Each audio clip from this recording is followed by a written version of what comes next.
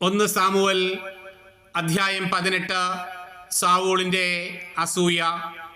ദാവീദ് ഗോലിയാത്തിനെ സംഹരിച്ചതിനു ശേഷം അവർ മടങ്ങി വരുമ്പോൾ ഇസ്രായേലിലെ എല്ലാ നഗരങ്ങളിലും സ്ത്രീകൾ തപ്പും മറ്റു വാദ്യങ്ങളുമായി ആടിപ്പാടി സന്തോഷത്തോടെ സാവൂളിനെ എതിരേറ്റു. അവർ സന്തോഷം കൊണ്ട് മതിമറന്ന് പാടി, സാവൂൾ 1000 കൊന്നു, ദാവീദ് 10,000. ഇത് സാവൂളിന് ഇഷ്ടപ്പെട്ടില്ല. കോപാകുലനായി അവൻ പറഞ്ഞു, അവർ ദാവീദിന് 10,000 കൊടുത്തു, എനിക്കോ 1000. ഇനി രാജത്വമല്ലാതെ എന്താണ് അവന് കിട്ടാനുള്ളത്? അന്നു മുതൽ സാവൂൾ ദാവീദിനെ സംശയദൃഷ്ടിയോടെ വീക്ഷിക്കാൻ തുടങ്ങി. പിറ്റേ ദിവസം ദൈവം അയച്ച ഒരു ദുരാത്മാവ് സാവൂളിൽ പ്രവേശിച്ചു. അവൻ കൊട്ടാരത്തിനുള്ളിൽ ഭ്രാന്തനെ പോലെ പുലമ്പിക്കൊണ്ടിരുന്നു. ദാവീദാകട്ടെ പതിവ് പോലെ കിന്നരം വായിച്ചു കൊണ്ടിരുന്നു. സാവൂളിൻ്റെ കയ്യിൽ ഒരു കുന്തമുണ്ടായിരുന്നു. ദാവീദിനെ ചുമരോട് ചേർത്ത് തറയ്ക്കാൻ ഉദ്ദേശിച്ചുകൊണ്ട് സാവൂൾ കുന്തം എറിഞ്ഞു. ദാവീദ് 2 പ്രാവശ്യം ഒഴിഞ്ഞു മാറി. കർത്താവ് തന്നെ വിട്ട് ദാവീദിനോട് കൂടെയാണെന്നറിഞ്ഞപ്പോൾ അവൻ ദാവീദിനെ ഭയപ്പെട്ടു. സാവൂൾ അവനെ തൻ്റെ അടുക്കൽ നിന്ന് അകറ്റി ഒരു സഹസ്രാധിപനാക്കി. അവൻ അവരെ നയിച്ചു. കർത്താവ് കൂടെയുണ്ടായിരുന്നതിനാൽ എല്ലാ ഉദ്യമങ്ങളിലും ദാവീദ് വിജയം വരിച്ചു. ദാവീദിൻ്റെ വിജയം കണ്ട് സാവൂൾ കൂടുതൽ ഭയപ്പെട്ടു. എന്നാൽ ഇസ്രായേലിലും യൂദായിലുമുള്ളവർ ദാവീദിനെ സ്നേഹിച്ചു. അവൻ അവരുടെ സമർത്ഥനായ നേതാവായിരുന്നു. സാവൂൾ ദാവീദിനോട് പറഞ്ഞു, ഇതാ എൻ്റെ മൂത്ത മകൾ മേരബ്, അവളെ നിനക്ക് ഞാൻ ഭാര്യയായി നൽകാം. ധീരോചിതമായി നീ എനിക്കു വേണ്ടി കർത്താവിൻ്റെ യുദ്ധം നടത്തിയാൽ മതി. തൻ്റെ കൈയല്ല, ഫിലിസ്ത്യരുടെ കൈ അവൻ്റെ മേൽ പതിക്കട്ടെ എന്ന് അവൻ വിചാരിച്ചു. ദാവീദ് സാവൂളിനോട് ചോദിച്ചു, രാജാവിൻ്റെ ജാമാതാവാകാൻ ഞാൻ ആരാണ്? ഇസ്രായേലിൽ എൻ്റെ പിതൃഭവനത്തിനും ഉറ്റവർക്കും എന്ത് സ്ഥാനമാണുള്ളത്?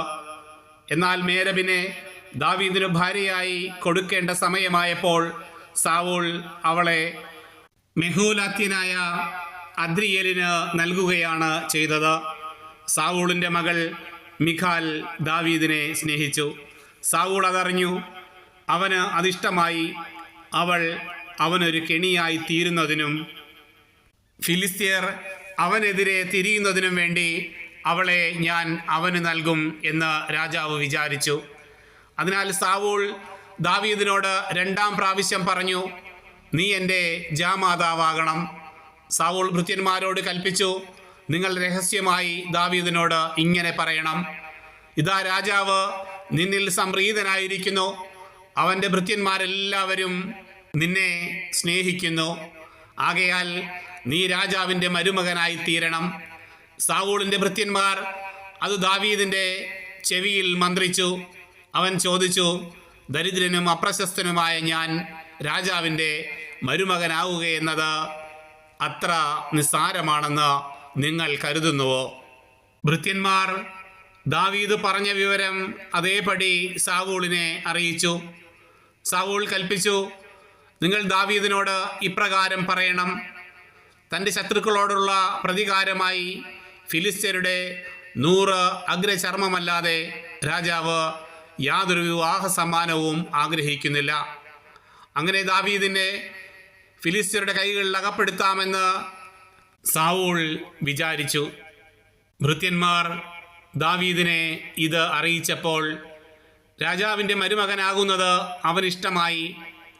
നിശ്ചിത സമയത്തിനുള്ളിൽ ദാവീദ് തൻ്റെ പടയാളികളോടൊത്ത് പുറപ്പെട്ടു ചെന്ന് ഫിലിസ്ത്യരിൽ 200 പേരെ കൊന്നു.